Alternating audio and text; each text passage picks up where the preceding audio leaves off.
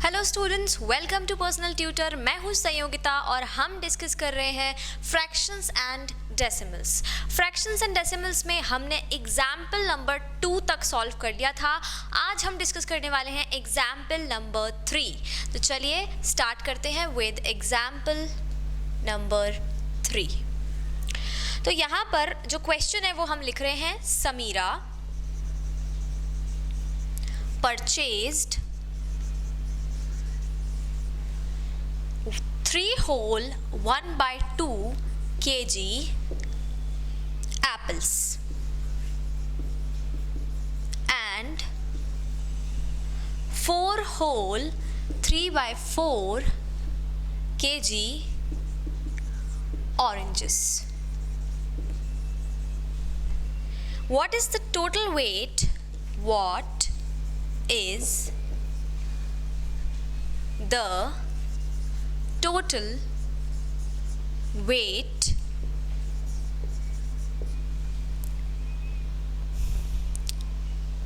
of fruits purchased by her? Of fruits purchased by her. अब यहाँ पर हमें निकालना है क्या? टोटल वेट निकालना है। जो फ्रूट्स परचेज किए हैं, समीरा ने जो फ्रूट्स परचेज किए हैं उनका टोटल वेट हमें बताना है। एप्पल्स और ऑरेंजेस का मिलाकर कितना वेट होगा? तो चलिए स्टार्ट करते हैं। सबसे पहले जो गिवन इन्फॉर्मेशन है वो लिखेंगे। हमारा पार्ट ऑफ प्रेजेंटेशन जो है वो लिखेंगे। क्या दिया हुआ है हमें? एप्पल्स और ऑरेंजेस का वेट दिया हुआ है। तो लिखेंगे वेट ऑफ एप्पल्स। अब एप्पल्स का वेट यहाँ पर लिख लेंगे 4 whole 3/4 kg। ये तो हो गया हमारे एप्पल्स का वेट। इसके बाद हम लिखेंगे, अच्छा ये हमारे ऑरेंजेस का वेट है। एप्पल्स का वेट है 3 whole 1/2 kg। इसके बाद लिखेंगे वेट ऑफ ऑरेंजेस कितना है? 4 whole 3/4 kg। अब जैसा कि आप यहाँ देख सकते हैं स्टूडेंट्स कि हमें सिर्फ इतनी ही इन्फॉर्मेशन दी है, इसके अलावा हमारे पास कोई और इन्फॉर्मेशन नहीं है। और हमें यहाँ पर क्या करना है? एडिशन करना है दो फ्रैक्शंस का, क्योंकि ये है एप्पल्स का वेट, ये है ऑरेंजेस का वेट, और हमें टोटल क्या निकालना है? हमें निकालना है टोटल वेट, दोनों में मिलाकर कितना वेट है। तो यहाँ पर जब हम आप देखेंगे अगर, तो यहाँ पर इन्होंने क्या किया? सबसे पहले तो जो मिक्स्ड फ्रैक्शन दिए थे इन्हें इम्प्रॉपर फ्रैक्शन में कन्वर्ट किया। कन्वर्ट करने के बाद में यहाँ पर इक्विवेलेंट फ्रैक्शन निकाला गया है। तो चलिए स्टार्ट करते हैं, इनको ऐड करके देखेंगे। तो टोटल वेट यहाँ लिखेंगे, total weight, total weight is equals to, अब इसको और इसको, इन दोनों फ्रैक्शंस को हम क्या कर रहे हैं? ऐड कर रहे हैं टोटल वेट निकालने के लिए। 3 whole 1/2 प्लस 4 whole 3/4, ये हो गए हमारे दोनों क्या? फ्रैक्शंस।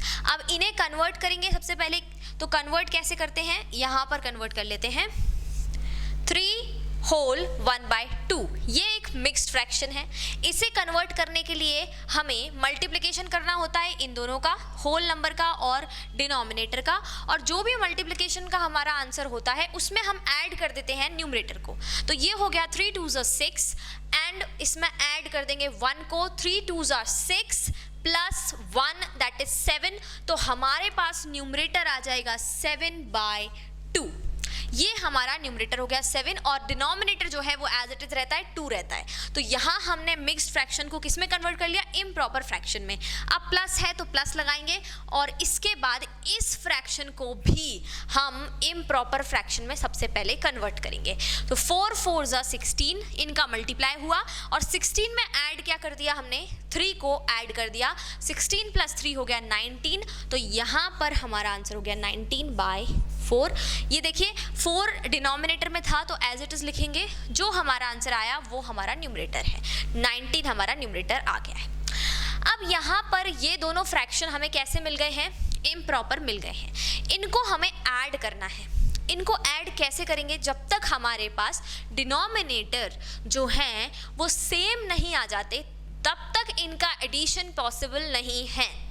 और डिनोमिनेटर को सेम लाने के लिए हम क्या निकालते हैं? इक्विवेलेंट फ्रैक्शन निकालते हैं। इक्विवेलेंट फ्रैक्शन का क्या मतलब होता है कि यहाँ पर भी ये नंबर आ जाए, ऐसा क्या करें, किसमें इसका डिवाइड या फिर मल्टीप्लाई करें कि हमारे पास ये नंबर आ जाए, या फिर इस नंबर को ये बना दें, या फिर दोनों को ही चेंज कर दें, दोनों के डिनोमिनेटर का आपस में मल्टीप्लाई कर दें, 2 का इन दोनों में मल्टीप्लाई कर दें, 4 का इन दोनों में मल्टीप्लाई कर दें। तो बहुत सारे तरीके हैं। यहाँ पर देखते हैं, क्या 2 को 4 बनाया जा सकता है? बिल्कुल बनाया जा सकता है, क्योंकि 4 क्या है? 2 का ही मल्टीपल है। तो ये हमारे लिए इजी हो गया, हमें दोनों को चेंज करने की ज़रूरत नहीं है, सिर्फ एक को भी चेंज किया जा सकता है। क्यों? क्योंकि ये जो डिनोमिनेटर है ये इसका मल्टीपल है। तो हम क्या करेंगे? 2 को 4 बनाएंगे। कैसे? 7/2। अगर अब ये हमारा रफ वर्क है, 7/2 को हमें क्या बनाना है? 4 बनाना है नीचे। तो इसमें हम क्या करेंगे? मल्टीप्लाई करेंगे। इसको 4 बनाने के लिए इसमें 2 का मल्टीप्लाई करना पड़ेगा। 2 का मल्टीप्लाई नीचे हो रहा है तो 2 का ही मल्टीप्लाई ऊपर हो जाएगा और ये आ जाएगा हमारा 14/4। क्या आ गया? 14/4 हमारा आंसर यहाँ पर आ गया है। तो हम लिख देंगे डायरेक्टली 14/4, क्योंकि ये क्या है? एक इक्विवेलेंट फ्रैक्शन है 7/2 का। 7/2 14/4 दोनों ही बात क्या है? बराबर है। प्लस 19/4, ये क्या हो गया हमारा? 19/4। सो 14/4 प्लस 19/4, तो ये कितना आ गया टोटल? 4 नीचे लिख देंगे, क्योंकि नीचे डिनोमिनेटर दोनों का सेम है तो नीचे 4 आ जाएगा और सिर्फ न्यूमरेटर जो है वो हमारा यहाँ पर चेंज होगा। न्यूमरेटर जो है वो दोनों ऐड हो जाएंगे। तो 14 और 19 को हम क्या कर देंगे? ऐड कर देंगे। 14 और 19 को आप ऐड करेंगे तो ये हो गया 31 हो गया टोटल, सॉरी 33 टोटल हो गया हमारा यहाँ पर। अब ये 33/4 आया है, आप चाहें तो इसे इतना ही लिखकर छोड़ सकते हैं। 33/4 kg, ये आपका आंसर बिल्कुल सही है। और अगर आप चाह रहे हैं तो आप इसे इस फॉर्म में कन्वर्ट करके भी लिख सकते हैं, लेकिन याद रखिए ये जो है यहाँ पर भी अगर आप क्वेश्चन को कंप्लीट कर देंगे तो आपका जो आंसर है वो गलत नहीं है, सॉल्यूशन बिल्कुल सही है। और अगर इस फॉर्मेट में लिखना है तो इस फॉर्मेट में भी लिख लेते हैं। 33/4 को अगर इस फॉर्मेट में लिखना है तो क्या करेंगे? 33 का 4 का डिवाइड करेंगे, 33 को 4 से डिवाइड करेंगे। ये 33 है तो यहाँ पर आ जाएगा 8, 4 8 = 32, ये हो गया 1, ये हो गया 0, 1 हमारा रिमाइंडर आ गया है तो 1 ऊपर और नीचे डिनोमिनेटर में 4 था और यहाँ होल नंबर में क्या आ जाएगा? 8 आ जाएगा। तो 8 होल 1/4 हमारा इसका फाइनल आंसर आ जाएगा। तो 8 होल 1/4 kg, ये भी आप आंसर यहाँ पर लिख सकते हैं, बहुत आराम से लिख सकते हैं। ये आंसर भी आपका गलत नहीं है, दोनों ही सही हैं अपने अपने तरीके से। और ये हमारा पूरा यहाँ पर क्वेश्चन ख़त्म हो गया है। तो इसे आप नोट डाउन कर लीजिए। आई होप आपको ये क्वेश्चन समझ में आया हो। नहीं आया है तो भी कोई परेशानी वाली बात नहीं है, आप उन्हें, आपके डाउट्स जो हैं, क्वेरीज़ जो हैं, उन्हें हमेशा कमेंट सेक्शन में तो आप पोस्ट कर ही सकते हैं।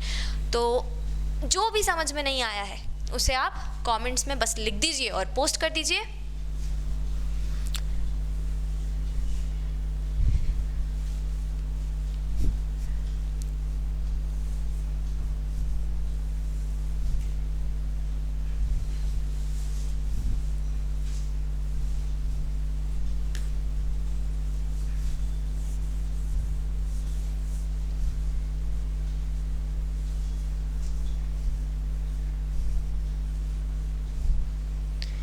चलिए अब हम करेंगे नेक्स्ट एग्जाम्पल, जो कि है एग्जाम्पल नंबर 4। एग्जाम्पल नंबर 4 पहले हम नोट करेंगे। क्वेश्चन जो है, सुमन studies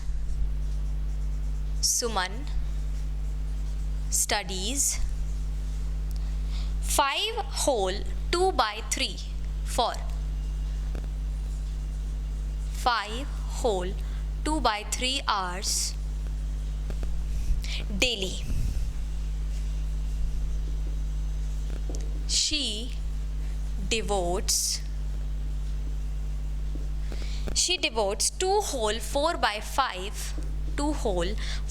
5 hours of her time for science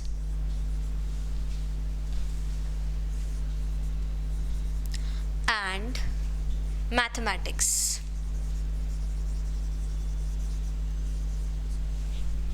How much time does she devote for other subjects?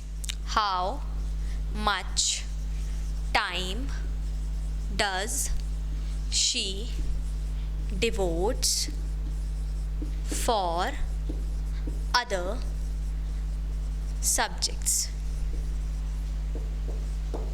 ये हमारा पूरा क्वेश्चन है। तो यहाँ क्वेश्चन में क्या है कि भाई सुमन जो है वो स्टडी करती है 5 होल 2 by 3 आवर्स के लिए, रोज़ स्टडी कर रही है 5 होल 2 by 3 आवर्स के लिए, और रोज़ स्टडी करने के बाद में क्या है कि जो मैथ्स और साइंस है उसे करने में वो देती है 2 होल 4 by 5 आवर्स। मैथ्स और साइंस को वो कंप्लीट करती है 2 होल 4 by 5 आवर्स में। तो हमें बताना है कि अदर सब्जेक्ट्स के लिए सीमा कितना टाइम देती है। तो लेट्स स्टार्ट द सॉल्यूशन। अब यहाँ पर सॉल्यूशन में सबसे पहले हम क्या लिखेंगे कि जो गिवन इंफॉर्मेशन है उसे हम लिखेंगे। तो टोटल टाइम कितना दे रही है वो, टोटल टाइम फॉर स्टडीज़ कितना दे रही है, 5 होल 2 by 3 आवर्स। और साइंस और मैथमेटिक्स को कितना टाइम दे रही है, साइंस एंड मैथमेटिक्स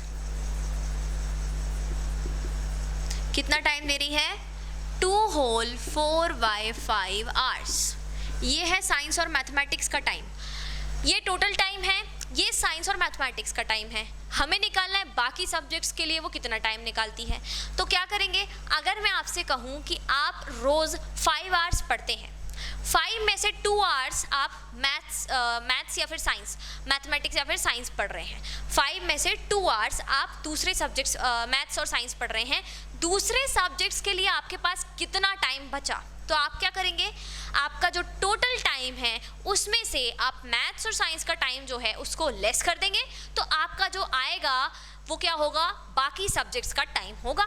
तो बस वही हमें यहाँ करना है कि ये जो है टोटल टाइम है, ये जो है साइंस और मैथमेटिक्स का टाइम है, तो हम इन्हें लेस करेंगे। तो चलिए लेस करते हैं। How much time does she devotes for other subjects. तो यहाँ पर क्या करेंगे, लिखते हैं she devotes time for other subjects is equals to, कितना टाइम दे रही है वो अदर सब्जेक्ट्स को। इसे अब हम लेस कर देंगे, 5 whole 2 by 3 minus 2 whole 4 by 5। अब सबसे पहले तो हमें इसे मिक्स्ड से इम्प्रॉपर फ्रैक्शन में कन्वर्ट करना पड़ेगा। तो कन्वर्ट कर लेते हैं, 5 मल्टीप्लाइड बाई 3 15 प्लस 2 17, तो ये हो गया 17 by 3 minus 5 multiplied by 2 10 plus 4 14 by 5। ये हो गया हमारा यहाँ पर कन्वर्जन। अब ये आ गए हैं इम्प्रॉपर फ्रैक्शन में। अब हमें क्या करना है, इन दोनों का डिनोमिनेटर जो है उसको सेम बनाना है। डिनोमिनेटर सेम कैसे बनेगा देखते हैं। 3 और 5 क्या ये दोनों आपस में मल्टीपल्स हैं? नहीं है। फैक्टर्स हैं? नहीं है। तो मतलब हमें इन दोनों को ही कन्वर्ट करना पड़ेगा। अगर इनमें से ये दोनों अगर मल्टीपल होता, एक दूसरे के मल्टीपल या फैक्टर्स होते, तो हम इनमें से कोई एक कन्वर्ट करते, जैसा हमने एग्जाम्पल नंबर 3 में किया था।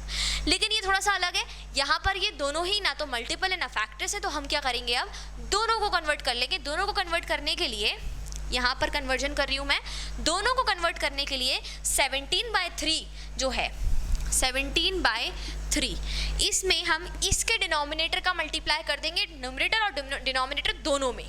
तो 5 जो है इसका डिनोमिनेटर है, दोनों जगह पर मल्टीप्लाई हो जाएगा।